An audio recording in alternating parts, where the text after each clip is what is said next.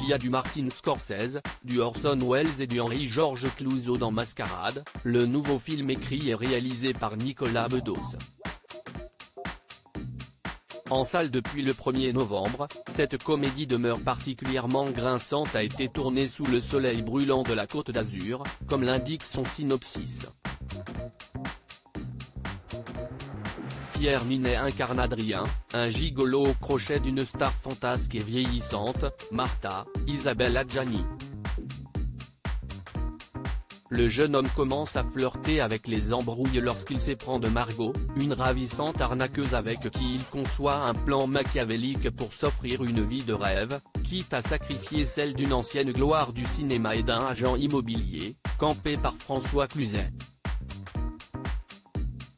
Passion, crime et trahison ponctuent ce film long d'un peu plus de 2 heures nourri des rêves cinéphiles et littéraires de Nicolas Bedos, de Casino de Scorsese à La Dame de Shanghai de Well, en passant par L'Enfer de Claude Chabrol, un film dans lequel joue d'ailleurs François Cluzet, Chambre obscure de Vladimir Nabokov et Les Nouvelles de Somerset Maugham.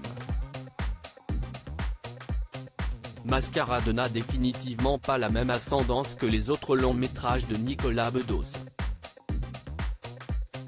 Dans mes films précédents, je m'étais beaucoup intéressé au couple, au plaisir quasiment éternel, confie le cinéaste en interview avec Les Échos au Week-end.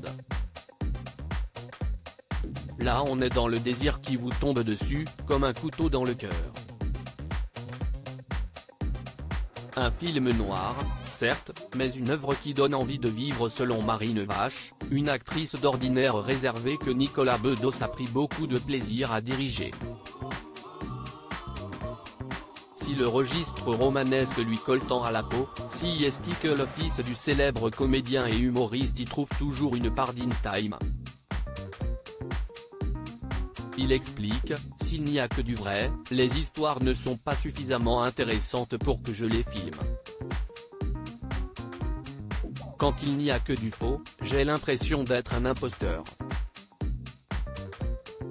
Ce goût du cinéma, Nicolas Bedos révèle le devoir aussi bien à des dizaines de metteurs en scène qu'il idolâtre, comme Miloš Forman ou Joseph L.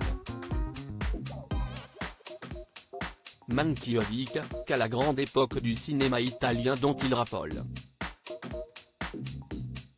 Je ne me reconnais pas dans l'esprit parisien qui a régi toute une mode du cinéma français, comme la nouvelle vague, note l'auteur et réalisateur. Pudique, Nicolas Bedos confie l'un de ses plus grands regrets de cinéma, une collaboration avec un académicien qui a fait ses armes grâce à l'écriture de romans, de chansons et de scénarios. Jean-Loup Dabadi, son parrain disparu il y a 2 ans.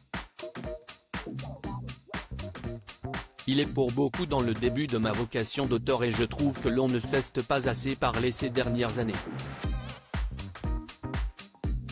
Nicolas Bedos se rend un autre hommage touchant à une grande star française mardi dernier. Nicolas Bedos était invité à ouvrir les portes de son univers dans l'émission En aparté sur Canal+.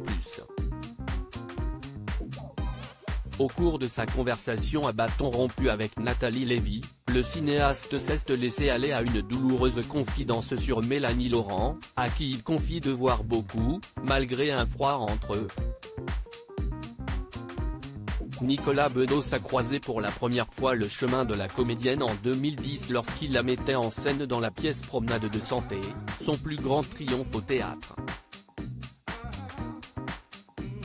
À 20 ans, le jeune homme traversait une période compliquée, une épreuve qu'il a surmontée grâce à Mélanie Laurent.